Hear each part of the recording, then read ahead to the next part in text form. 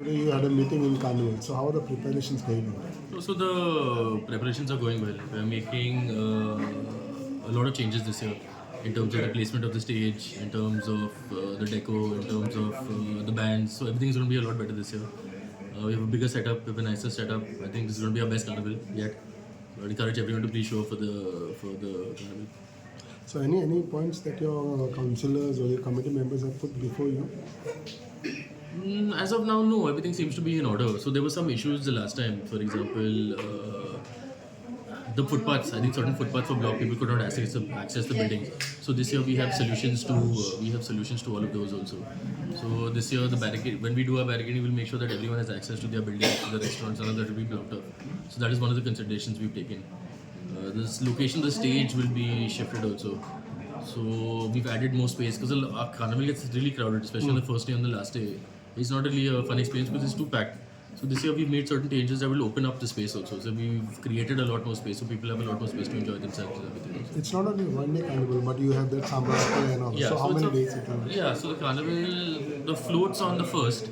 Summer Square starts from the first, will end on the fourth. So on the fourth it will be the red and black dance. That will go until about 12 o'clock. And this year we want to be strict with the attire that people wear. So we want them to actually wear red and black to the thing, like how it used to be earlier. So that is something that we want to bring back also.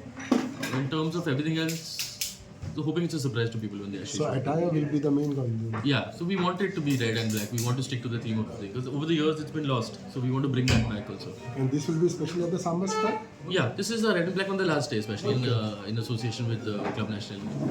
Another thing is that we have seen that in the last so many months, the roads are not yet getting ready. What do you have to say?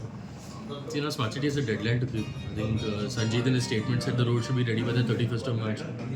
And the footpaths, I think, by June or something. See, the faster they're out of a city, the better it is also. So, I know it's inconvenient for people right now. All of us have a lot of issues also.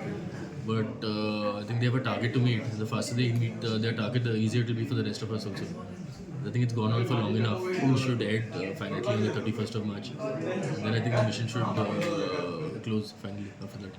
And another thing is that another term will end of yours now. And then nomination or the elections for mayor's post. Yeah, so that will be in March, towards mid-March is the nominations. We'll see what the council decides and everything. So, Thank you. thank you.